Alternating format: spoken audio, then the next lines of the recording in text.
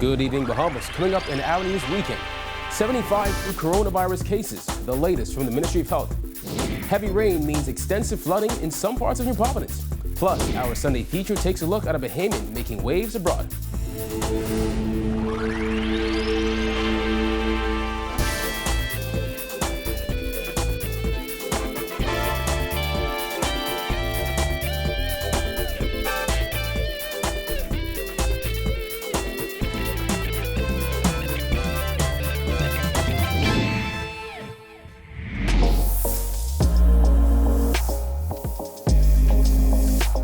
Our News is brought to you by Alive. Welcome to Our News, the weekend edition. Thank you for joining us. I'm Kyle Joaquin. The Ministry of Health has confirmed an additional 75 new coronavirus cases, pushing the total number now to 5,703. There are 2,245 active cases with 109 people in hospital. Of the new cases, 61 are on New Providence, 9 on Grand Bahama, 2 on Andros and Eleuthera, and 1 on Exuma. Over the last 24 hours, the Ministry of Health has confirmed 6 additional COVID-related deaths, all on New Providence. They include 2 women ages 60 and 64, and 4 men ages 66, 48, 43, and 34. To date, over 27,000 tests have been completed. 3,300 people have recovered from the virus. Well, as health officials continue to recommend tighter measures to help curb the spread of the virus here in the capital, President of the Consulting Physician Staff Association, Dr. Sabrika Pinda-Butler, said the association would not support a 2-week lockdown on New Providence. There's always a balance that we have to strike because we know that our economy also took a downturn, and there are persons who are certainly in need of certain things, for example, like food, for instance, and let's say medications. And so a 2-week lockdown may not be feasible in those instances. Pinda-Butler said other recommendations have been made to the government that would further assist with curbing the spread of the virus. We had recommended certain restrictions or allowing for, certain things to be open on various days, or if persons are able to access them. For example, if one pharmacy is open on a weekend and then you alternate that at another time. Similarly, gas stations, similarly, food stores, those things, because persons do have basic needs, and we certainly appreciate that as a consultant union. And we also have persons who have not been able to work. And certainly we know that that is a concern and are just starting those things. So a 2-week lockdown may be a lot for our country to go in at this particular time. Well, as the CPSA says, it would not support a full 2-week lockdown. Chief Medical Officer Dr. Pearl McMillan said Friday that tighter restrictive measures, which includes a full lockdown, may still be needed. So long and short, full lockdown, we are, as the article referred to, we're not in a full lockdown. We have just enhanced our restrictive measures in order to give us a little decrease in the likelihood of spread of the virus. And I think certainly given our capacity, our health system capacity that the last question spoke to, and other measures, the requirement to do that I think would be understood. Shifting gears now, many residents in southern New Providence woke up to extensive flooding outside their homes this morning after torrential rainfall last night. Down in Pinewood Gardens, some could be seen in little boats paddling through the water. Good morning, ladies and gentlemen. This is what we call Pinewood Lakes. Colonel Papa 2 reporting here. We hope that you enjoy our video. We got a couple of guys trying to get us some crawfish for Sunday morning or Sunday day meal, But this how it is, man. Joke, I sent for the boat live and direct in Pinewood Gardens. Only in Pinewood you will see this jock around the street, glass bottom we get going on around here. We living, the boat is here. Well, the flooding didn't stop some motorists who were determined to get where they had to go, taking their time making their way through the water. Meanwhile, others were up early sweeping and mopping water out of their homes. It's leading into the apartment, and every time people drive, it's pushing the water inside. So this leads the inside. This is the front room. This is the kitchen. Well, it's deep. Tell you that much. But once you up on Brad on Italian side, I on 18, so Yeah. You live through Pinewood? no, we just visited. It's Pine Lake. With over 5,000 COVID-19 cases in the Bahamas, the director of the Pan American Health Organization is condemning slow return of test results for adding to escalating case numbers. Georgia Bain reports. Director of the Pan American Health Organization, Dr. Carissa Etienne, is criticizing the slow pace at which some labs are returning PCR COVID-19 test results across the Caribbean. According to Etienne, the backlog of test results is contributing to out-of-control case numbers. Cases have increased. Our centralized laboratories have been really flooded with samples, causing many of those tested to experience significant delays to receive their results. As patients wait for test results, they carry on with their lives. They go to work, they take public transportation, and visit family. This means that for days or even weeks, they run the risk of infecting their loved ones, their co-workers, and their communities. And this is exactly how a virus spreads out of control. According to the director, good news is on the way, as new rapid antigen tests are set to chart the way forward. She called it a game changer for the region. Etienne commended the World Health Organization's ACT Accelerator for the test and its speedy results. We now have an affordable and reliable diagnostic test that can be performed anywhere. By providing results quickly, the new test empowers frontline health workers to better manage cases by isolating patients to prevent further spread and to begin treatment immediately. And it gives healthcare workers, whether they're working in a hospital in Buenos Aires or a mobile health clinic in the Amazon, it gives them the power to test and diagnose cases within minutes, not days.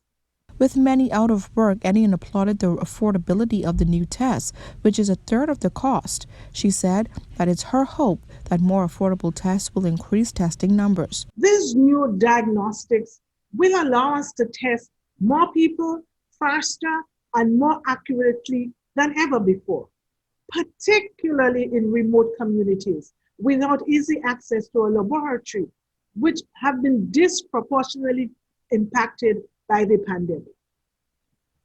If distributed widely, this new test will transform our COVID response. Rapid antigen tests will be available as of Monday at Doctors Hospital for $15.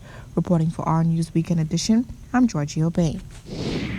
National Security Minister Marvin Dames addressing ongoing COVID-19 concerns at the Bahamas Department of Corrections.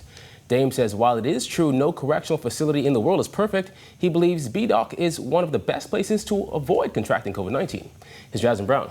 If I said to someone the other day, as it stands now, when you look at the statistics, I talk about 0.1% or 0.1% of the inmates. The prison right now is safer than anywhere else, wouldn't you say? I mean, I go by facts and statistics. Yeah, concerns are real. Everyone have concerns. I have concerns every day I wake up. The National Security Minister was candid in his comments as he insisted ongoing criticism of the COVID-19 situation is unwarranted. No situation is ideal at any prison the world over. That has been a global concern. But if you remembered my address to the nation, I think about, a little more than a week ago?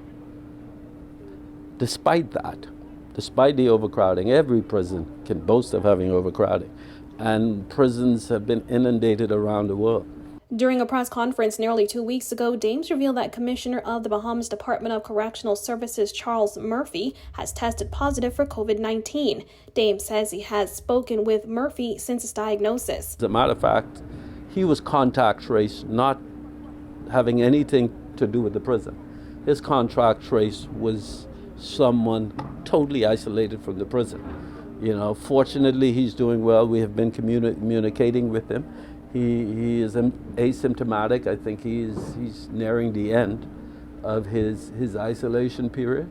But his issues had nothing to do with the prison. As for the cases at BDOC, Dames insisted that there have only been 2 confirmed cases recorded among inmates. He said the first case was confirmed in August and the second one a month later. We had 2 cases, less than 0.1% of the population, right?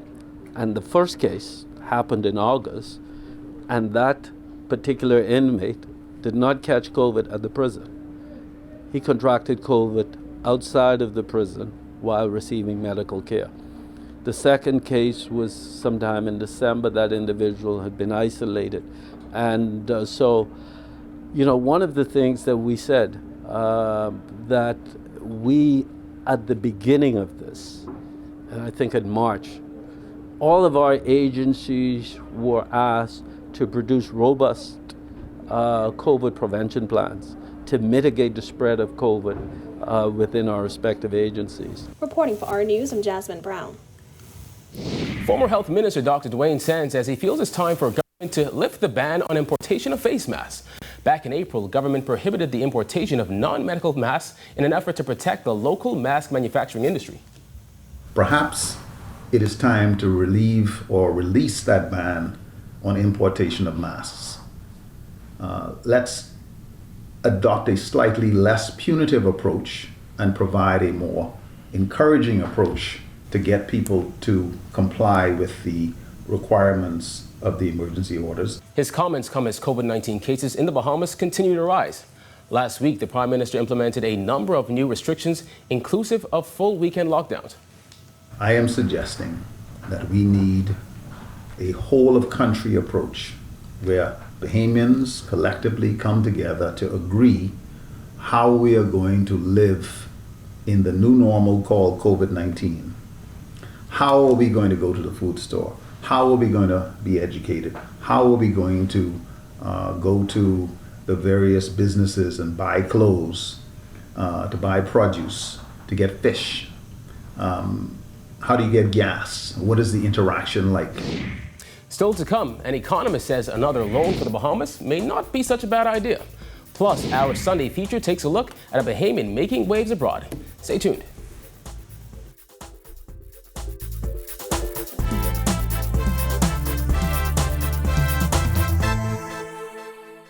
This is a huge deal. NFL Sunday Ticket is back, only with Rev Trio. All day football, all day Sunday. Enjoy all the benefits of Trio with a huge extra. Never miss a game with NFL Sunday Ticket, included in your Rev Trio bundle. All you have to do is opt in. TV, phone, and internet starting at just $99. Call 601-8992 to sign up now. Visit www.rev.bs/promotions for details.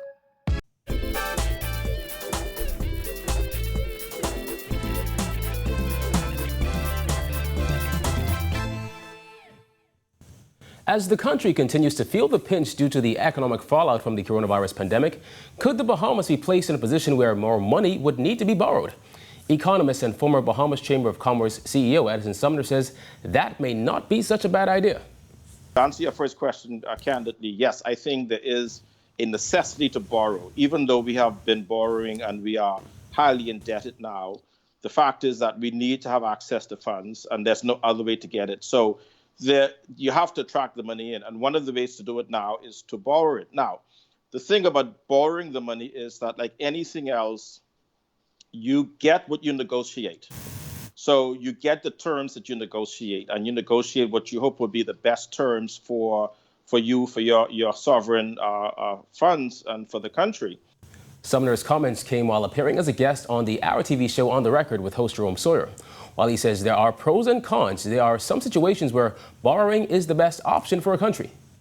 Of course, the major con to borrowing is that it's going to be a noose around your proverbial neck for the next 12 years or so, however long these bonds are going to be available in the market before maturity. The good news is that at least it's going to bring some immediate capital into the country. It's going to prop up our foreign currency reserves.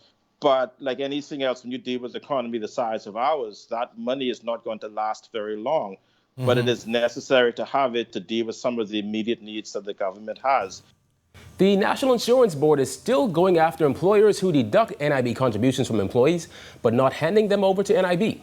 Public Service and NIB Minister Brenza Rolle, during his update this week, says that's considered a crime and that NIB is still going after those employers. And I'm sure you know, all employers know that it is wrong to deduct monies from individuals and not make those payments to the National Insurance Board. And we're going to set up, as the director said, technologies to be able to see what is happening. And once we get to a point where employees can see whether the deposits are made on their behalf, I think we will be in a better space. Rolle says the pandemic has revealed a lot of delinquent employers. However, he said most of them have made an effort to rectify the problem and have been cooperating with NIB. Still, NIB Director Dr. Nicola Virgil-Rhodes says they've had to beef up their compliance team. We have developed new tools which allows management now to understand and to see those customers which are delinquent, and to be able to almost set up pro forma billings of those for those customers. We have retooled our inspectorate department to really focus during this period where they're not doing on-site inspections on delinquencies. But I appeal to those individuals who have not been doing it in the past, not only because it's wrong, because you're now finding out the value of national insurance, and to know that it's your moral obligation and your financial business to make sure funds that you collect from employees are given to the board. When our news comes back from the break, Padrino making waves abroad. Stay tuned.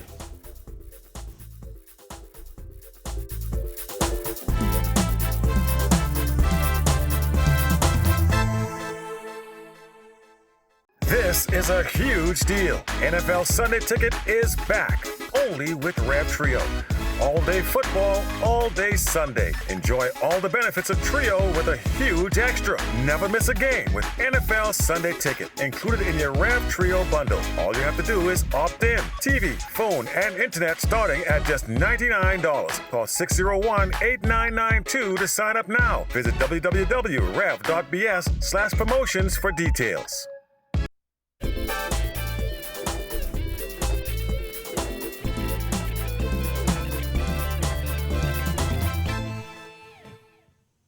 You're watching Our News. Welcome back. The COVID-19 pandemic could not stop one Bahamian artist determined to make new music and inspire during these tough times. Padrino is making waves both here at home and in the U.S. with music helping people see brighter days.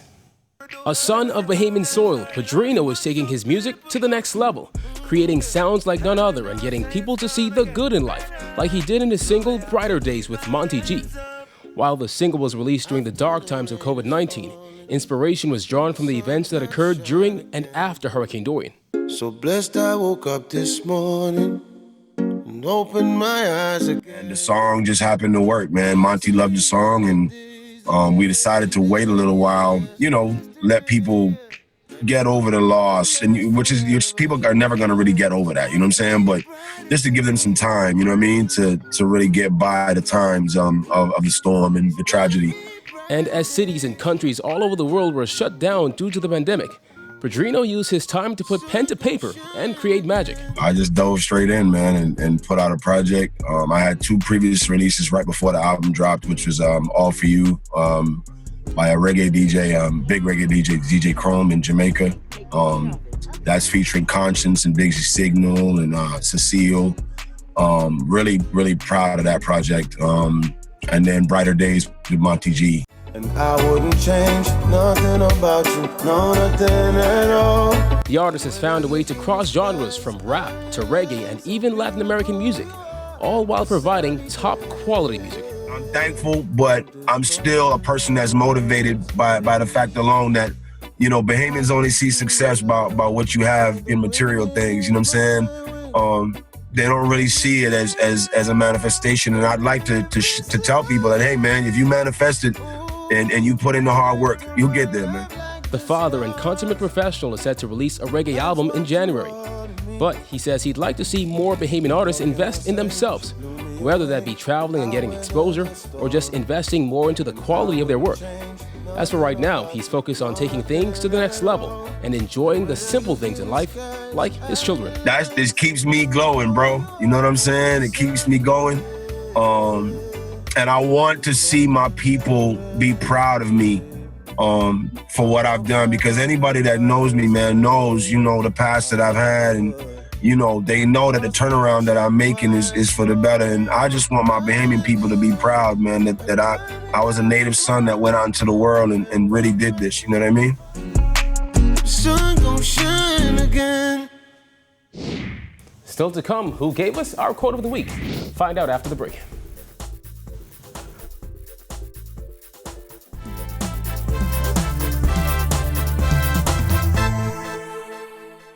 This is a huge deal. NFL Sunday Ticket is back, only with Rev Trio. All day football, all day Sunday. Enjoy all the benefits of Trio with a huge extra. Never miss a game with NFL Sunday Ticket, included in your Rev Trio bundle. All you have to do is opt in. TV, phone, and internet starting at just $99. Call 601-8992 to sign up now. Visit www.rev.bs/promotions for details.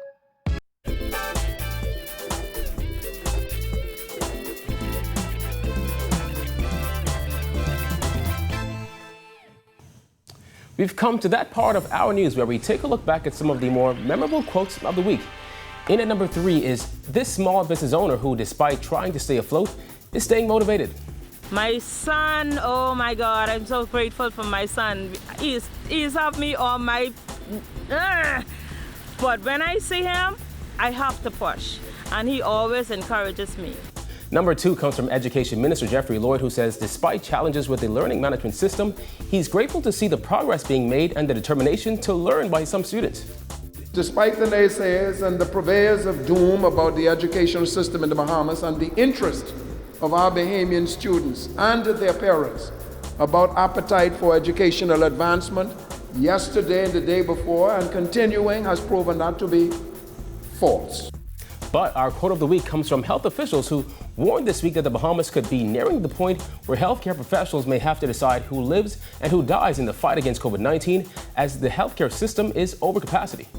I can't speak for the other facilities, but I can tell you that the reality of the situation when facilities are beyond capacity is that you could be in a situation where you could not manage the patient and you might not be able to care for a patient that needs respiratory support. And we categorize from 1 to 5, depending on severity. It's determined by vital signs and the condition that they're presented with, so they're presenting complaint. So all patients are triaged and then sent to the necessary area for management. If it's a resuscitation room or if they're actually triaged away to a clinic because it's not an emergency situation. Well, thank you for joining us for Our News Weekend. On behalf of the entire team, I'm Kyle Joaquin. Have a great Sunday evening, Bahamas.